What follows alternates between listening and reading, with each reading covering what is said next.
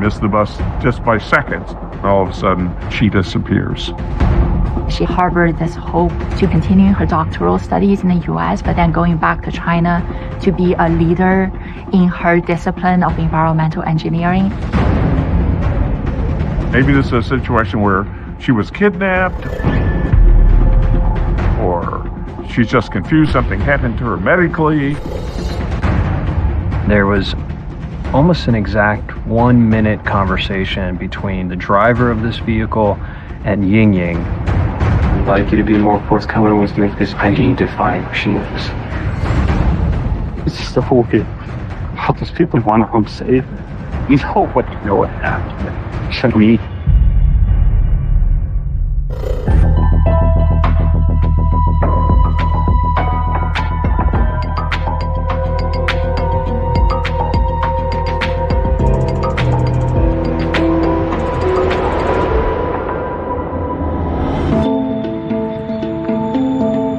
June 2017. 26-year-old YingYing Zhang is boldly following her dreams. She's a visiting scholar from China at the University of Illinois, conducting research on crop production. YingYing got here in April of 2017. I've got a picture of Mom, Dad, and YingYing at the train station when she got on the train at home to leave to come to Illinois. She was really, really interested in crop production and improving methods of crop production back in China. She's in her early 20s. She's at school. She's learning. She's happy.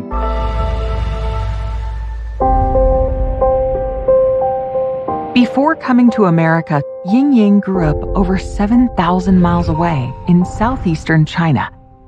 She's the oldest child in a close-knit family of 4. Going to college, moving from 3 hours away from home was a lot. I can't imagine what it's like to move from a different country, trying to navigate life that way. I know that she did miss her family. She would call them often, and I know that they missed her a lot too.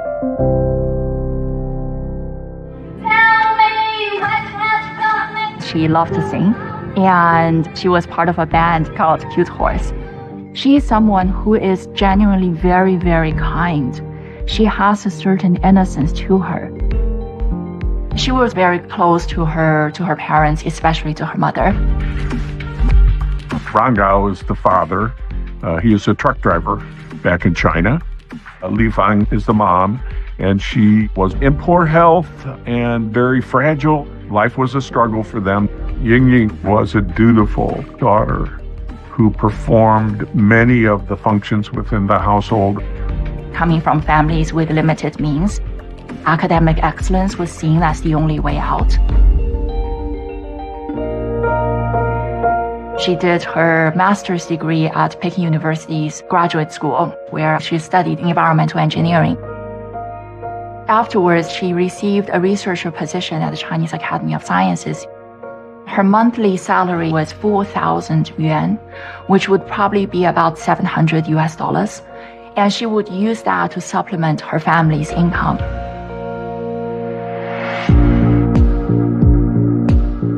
Now in 2017, YingYing accepts a 1-year research position as a visiting scholar at the University of Illinois in Urbana-Champaign. Champaign-Urbana is a modest-sized community, small town in a lot of ways. The students travel all around town, ride bicycles. It's very pastoral. And there are a significant number of students, undergrad and graduate, from China. Being able to go to another country, especially the United States, to pursue further studies, especially trained as a scientist, is an affirmation of personal excellence. On June 9th, 2017, 2 months after she arrives in the United States, YingYing schedules a 2 p.m. appointment to tour a new apartment. YingYing was excited to be moving, and she was meeting one of the leasing agents to tour it and potentially sign. She has the opportunity to move to a new apartment in North Urbana, which is north of campus. And so she has to take the bus to get down to Central Campus, and she has to get off that bus and catch another bus that's going to take her north on Lincoln out of campus, where it's student housing. There's a significant number of students.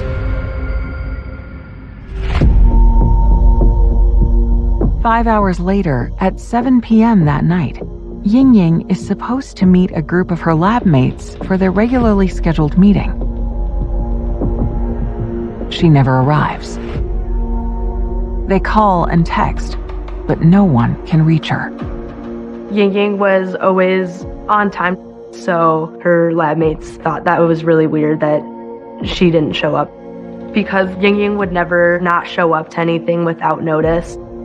I was the head of the department YingYing was associated with. I was at the movies with both my sons, and I got out and I got a text from the leader of the lab group saying, I have a student that's missing, and then I gave that person a call, and I just said, have you called the police? At 9:24 p.m., YingYing's lab mates report her missing to the university police department. This was unusual. I've never had anything like that happen with a student gone missing. We were concerned about her. We wanted to know what was going on. University police officers check her apartment. She's not there. But they find cash, important documents, and belongings, which tells them she didn't go far. While searching her apartment, officers locate her diary.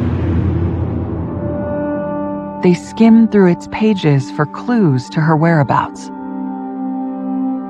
One of the last things that she had written in it was, "Life is too short to be ordinary." I think about that almost like weekly, if not daily. It just really shows how she wanted to continue living her life. I think it's just a really heavy thing to hear, especially it being the last entry there. That evening, University of Illinois police make a difficult phone call to YingYing's family in China.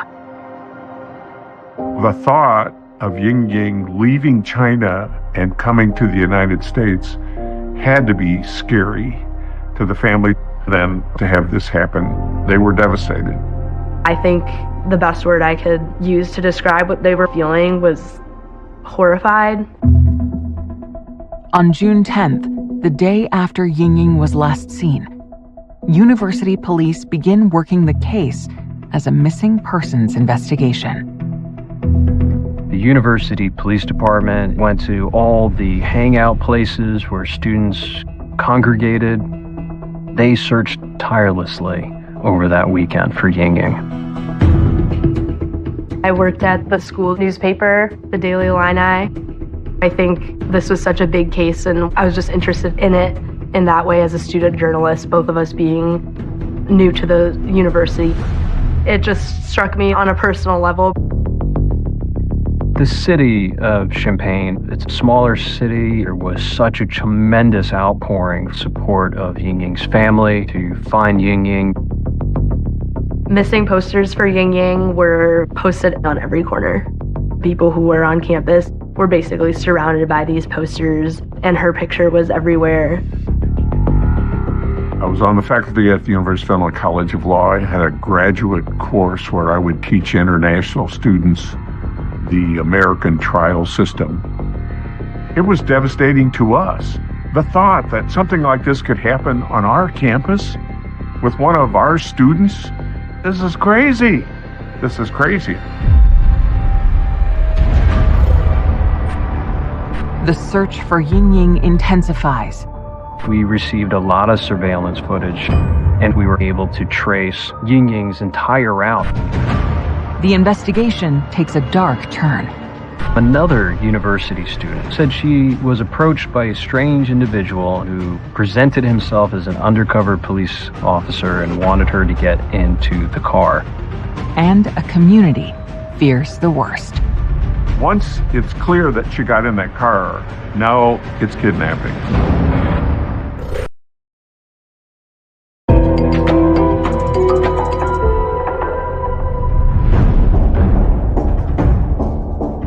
Monday, June 12th, 2 days after YingYing Zhang was last seen at the University of Illinois, word spreads of her disappearance, shaking the quiet college community. Police were all around looking for her, and students who were still on campus were extremely scared. That fear increases as more details of the investigation become known. University police reveal that a check of YingYing's cell phone records show the last text she sent was on the afternoon of June 9th to the leasing agent for her new apartment. At 1:39 p.m., YingYing sends a text saying she would be about 30 minutes late, and she ends up never showing up. At 2:38 p.m., he checks in again, seeing where she's at, but there's no answer. There's no more text between them, and the last communication anybody had with YingYing was with that leasing agent. All of a sudden, the communication stops. She's just gone. 3 days into the search, university police reach out to the FBI for help. They had been working almost nonstop for the last several days and were in some ways exhausted and in other ways just kind of needing some more resources. So when they called, our entire office showed up to help them with what they had on their hands. The first move for FBI agents is to retrace YingYing's steps. They know on the day she went missing, she had an appointment to tour an apartment north of campus. Based on her cell data, they also know she took the bus. She's going to come to main campus on a bus because she doesn't have a car. She's going to use public transportation. We received a lot of surveillance footage from the metro system. The buses had a lot of cameras.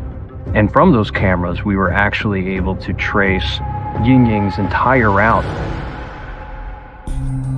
Federal agents scan through the mountain of digital footage from June 9th, the day YingYing went missing.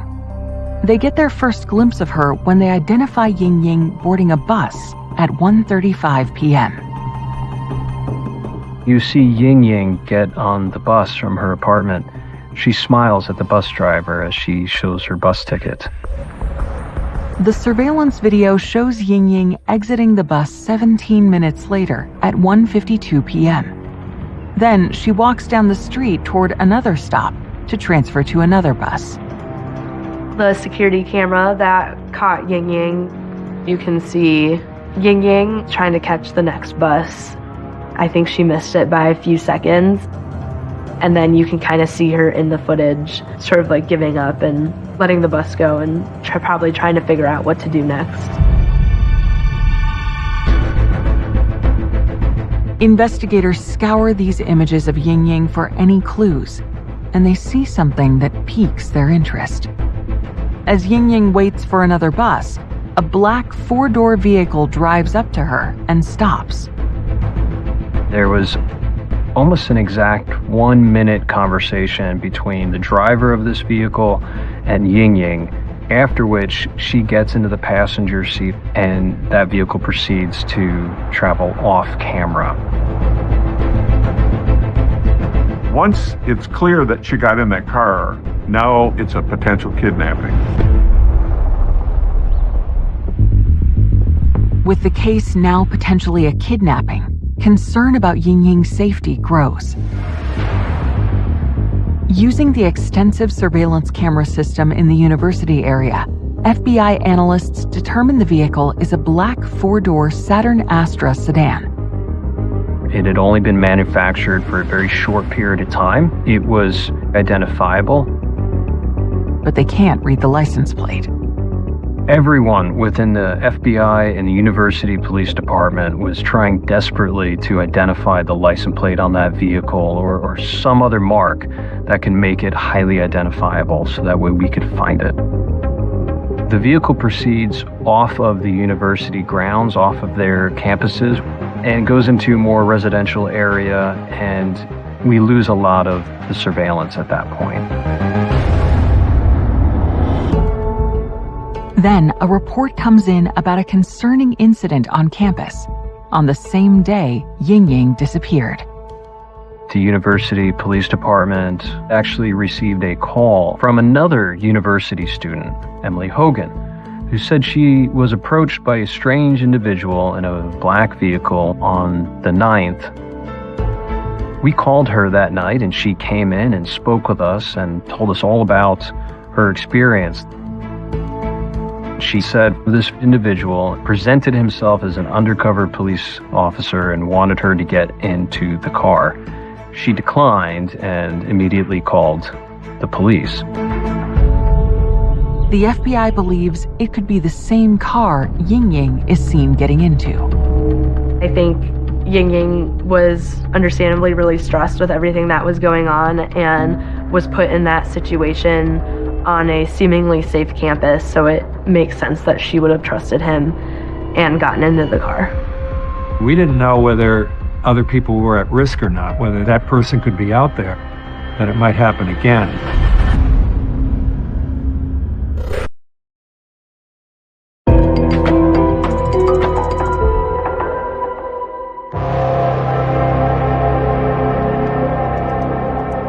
Four days after YingYing Zhang vanishes from the University of Illinois campus, the FBI is searching for the black car she's seen entering on surveillance video.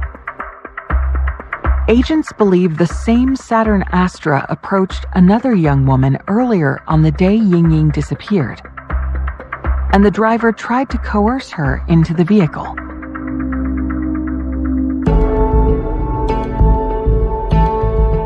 They turned to automobile registration records for Champaign County and the surrounding counties.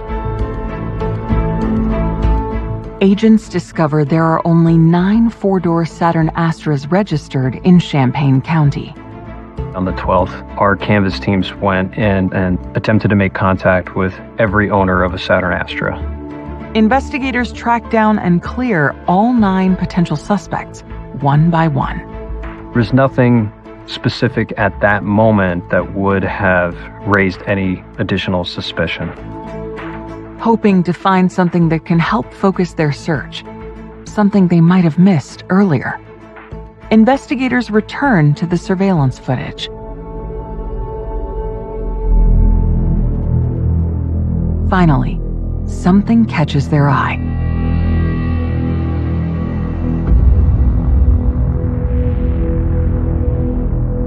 Somebody noticed that the hubcap was cracked. It had a piece missing. And in zooming in, you could also see the vehicle had a sunroof. One of the FBI agents who spoke to the Astra owners in Champaign County recalls seeing only one Astra that had a sunroof. He cross-references his list. It belongs to 27-year-old Brent Christensen.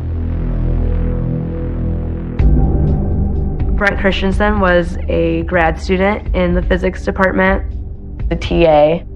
He was teaching other students and earning his own degree at the same time. Generally pretty quiet and kept to himself. Agents review the statement Brent Christensen made when they first asked him about the day YingYing went missing.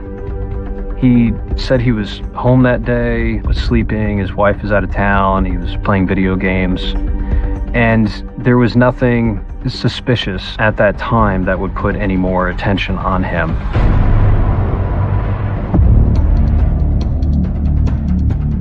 Officers go back out to the apartment where Christensen lives, and the car is parked in the parking lot. They looked at that hubcap, and it had the exact same break, the exact damage that was in that surveillance footage.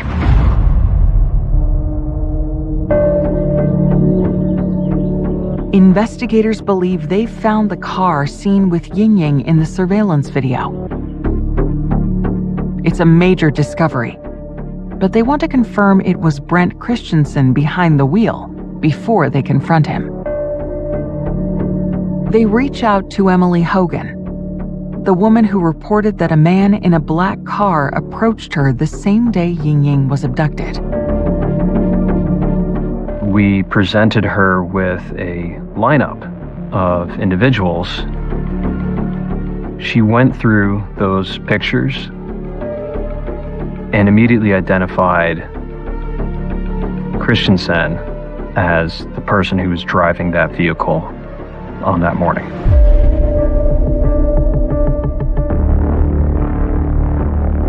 Emily Hogan's experience, her identification of Christensen, showed that he was in some ways hunting to try to find a victim. Based on the information we had, we were very confident that Christensen had in fact kidnapped YingYing.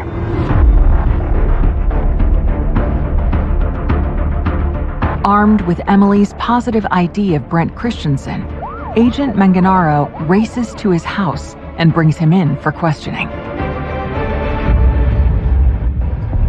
Why do you think that we brought you up here? Because the car I own was seen picking up a girl that's missing. Yeah. You originally told the agents that came to your apartment that you just played video games all day long. And you didn't leave the apartment. Yeah. But it's fair to say that we know that that's not true, correct? Why would I lie? I work in the detectives bureau with the U of I, and you know what we have access to? Cameras. Do you think that we're not going to track a vehicle all over campus? I know that you picked her up. I know you did.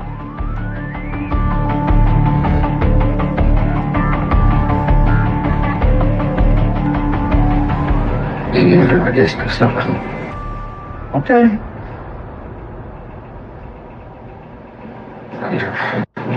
I go around them scared.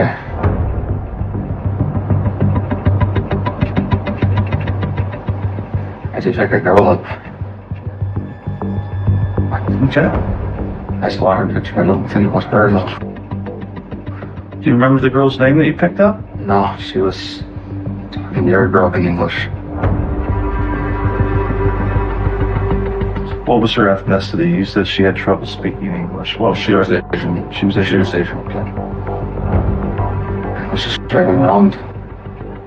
I saw a girl, and she was very distressed. Okay. So I stopped the car and looked at her. He asked her if she needed help, talked to her for a little bit. Which I did really short. Because my parents took the wrong terms compared to what she said, and that was enough to spook her. I'm not going to keep someone that barely won my car who just put me in there. So we're up. That was less a saga. Well, My impression of Christensen was that he was capable of manipulation. We knew that something terrible had happened, and there was a lot of pressure. We were operating under the hope that she was still alive, maybe being held against her will by Christensen at an unknown location. My theory is that she didn't get out of the car.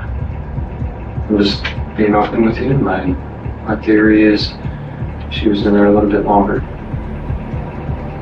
I'd like you to be more forthcoming with me because, again, I need to find where she is.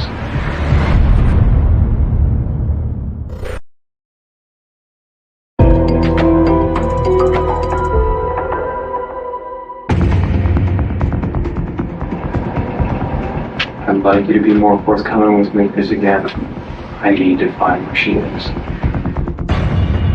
6 days after the disappearance of YingYing Zhang, Brent Christensen admits to giving her a ride on June 9th, but insists he dropped her off and hasn't seen her since. I don't know, so. Sorry.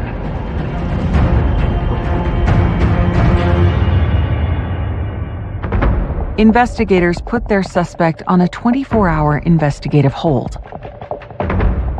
I immediately set out to write a search warrant and met the magistrate judge that night while other agents were keeping an eye on the vehicle, and got that search warrant signed to go seize it. FBI agents inspect Brent's Saturn Astra, but they find no physical evidence linking YingYing to the vehicle. The FBI is confident they have the right man, but they can't hold him without evidence.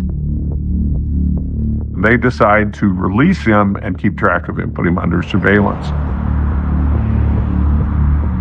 We had 24-hour surveillance on him, GPS trackers on the car.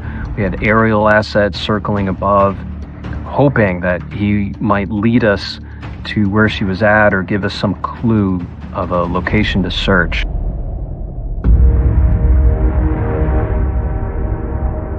It was a really scary time. The investigation was ongoing and nobody really knew what had happened to YingYing. This was genuinely a really scary experience for the whole college community.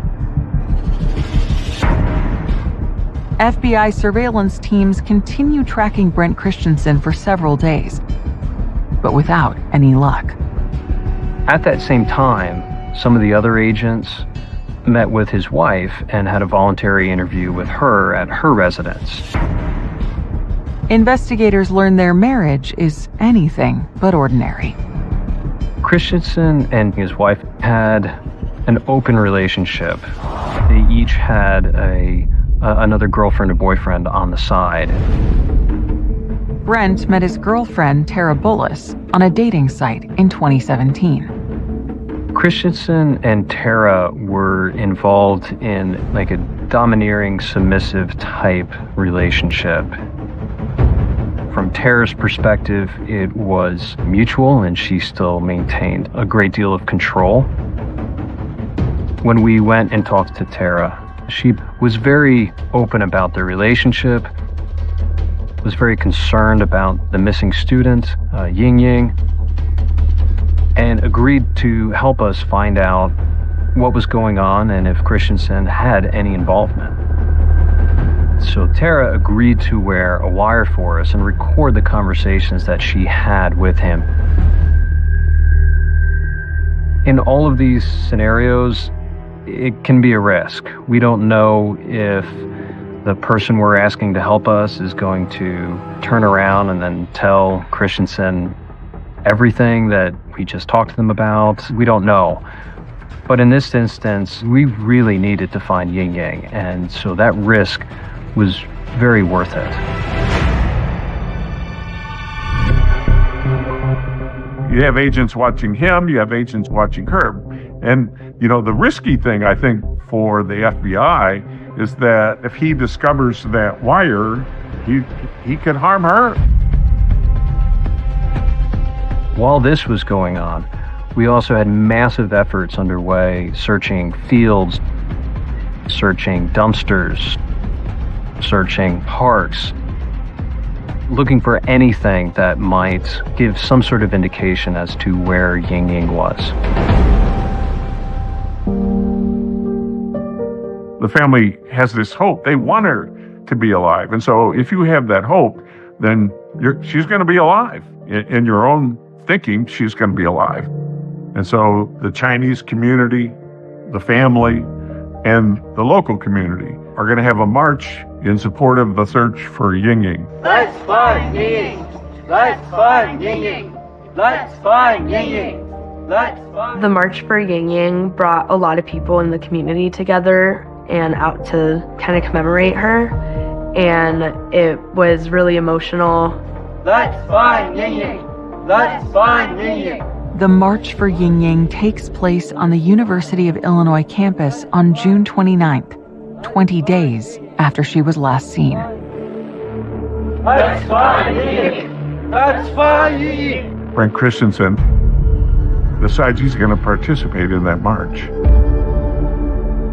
Christensen ordered Tara to attend that event with him. She agreed, and as she had done in her past interactions with him, wore a wire to that event.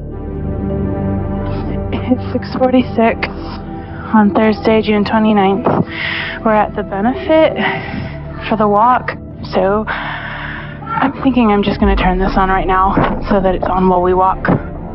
At the event, Christensen started making disclosures to her that if the people at the event knew who he was and what he had done, they would flee in terror. It's so strange. It's so weird. All those people there tonight. I wanted them safe, and I have no idea what happened. Nobody know what happened. Nobody will know what happened. And nobody will know what happened. Not even you. Like, I'm the only one.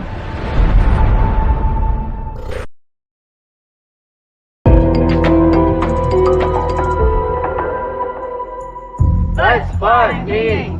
Let's find YingYing! Let's find YingYing! June 29th, 2017. 20 days into the search for missing college student YingYing Zhang, students at the University of Illinois hold a march to support her. The marchers include Brent Christensen, the prime suspect in her disappearance. He doesn't know his girlfriend is wearing a wire for the FBI. So I'm assuming many people were here. Sorry for me. Our church.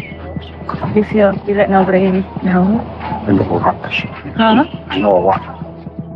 They're walking through Champaign, and he proceeds to tell her how he kidnapped YingYing, how he caused her a great deal of physical harm, how he assaulted her, bound her.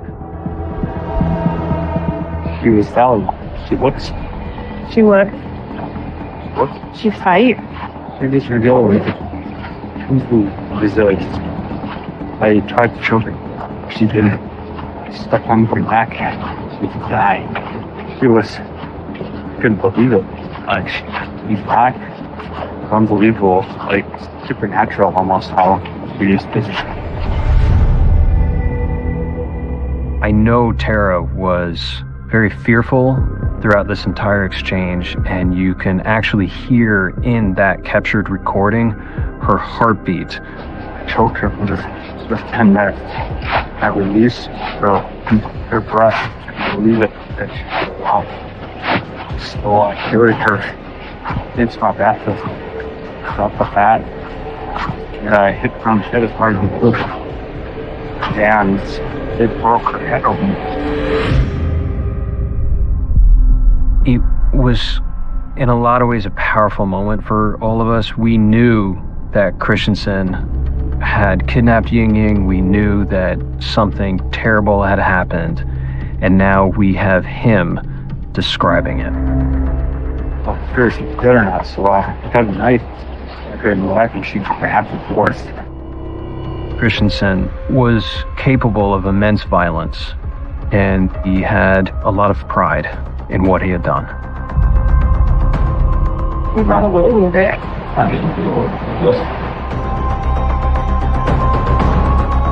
We had all been working so tirelessly over the last several weeks, the entire team, to get to this moment. We had enough to make an arrest. On June 30th, 2017, the FBI arrests and charges Brent Christensen for YingYing Zhang's death.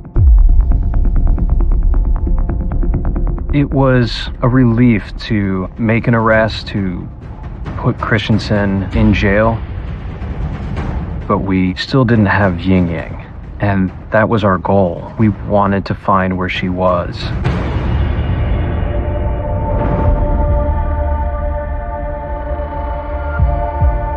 When the charges are brought against Christensen, there's announced he's arrested. That's a shock. The family is hoping that he has hidden her away somewhere. It was tough. It took them a while to accept the fact that she was really dead. Christensen's arrest brought a lot of relief to myself and the rest of the college campus. It was also really confusing of just how could somebody that I thought was teaching me something do something so horrible.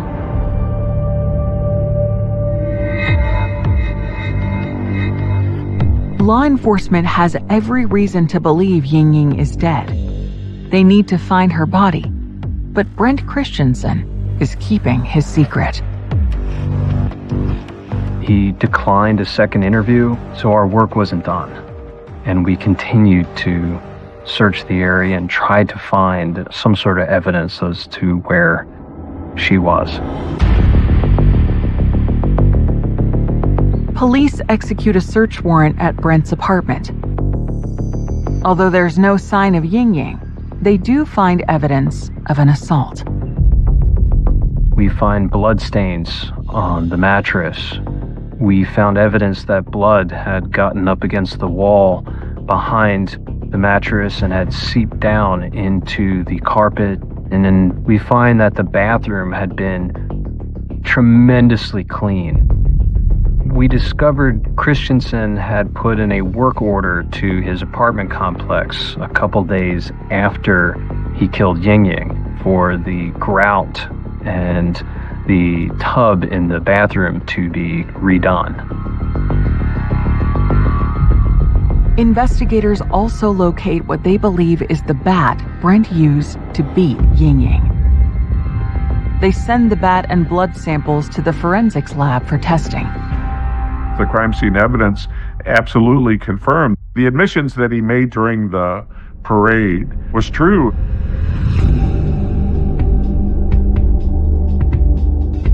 Investigators also dig into Brent Christensen's social media, where they find more disturbing information about their suspect.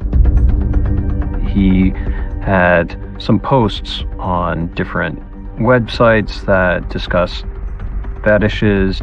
There was one in particular that we found very concerning. It described kidnapping someone, putting them in a duffel bag, proceeding to have a sexual encounter. What was particularly disturbing was when you compared it to the Amazon purchase records of Christensen. We found a purchase of a very large green duffel bag that could easily fit a person inside it. And the realization that she was likely put into a bag just like this and carried against her will into the apartment, it hits you. It makes it real.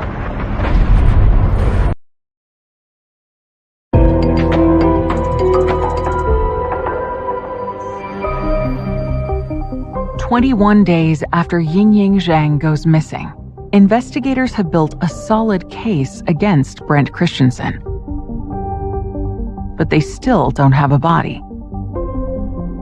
The family, there's certainly anger. There's always anger. To think that this man, in any form of brutal way, kidnapped and killed your daughter, it's beyond your ability as a human being to fathom. So the family's position was that he should receive the death penalty. Although they know that not having a body will make it more difficult to win a conviction, prosecutors move forward with plans for the trial. On June 24, 2019, after a 2-day trial, a federal jury finds Brent Christensen guilty of kidnapping resulting in a death. Next, the jury deliberates on his sentencing. Of the 12 jurors, 10 voted for the death penalty, 2 didn't.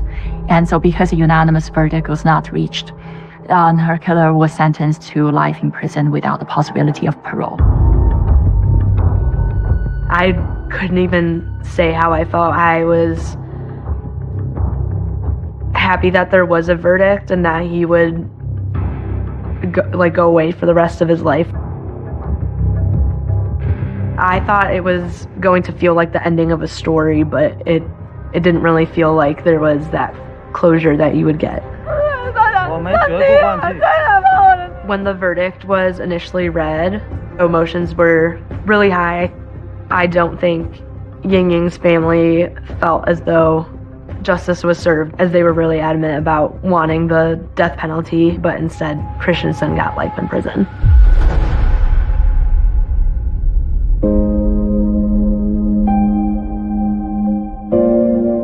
At the conclusion of the trial, the court gave authorization for me to take YingYing's journal from evidence and replace it with a copy, and I was able to give that journal to YingYing's mom. It's all YingYing's family has of her, because Brent Christensen refuses to say what he did with her body after killing her.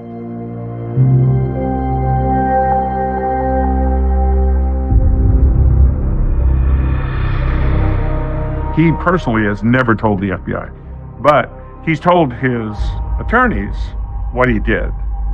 And they tell us, because the trial's over, so immunity's gone, nothing else can happen, they tell us that he had dismembered the body, put her remains in the dumpster outside of the apartment building,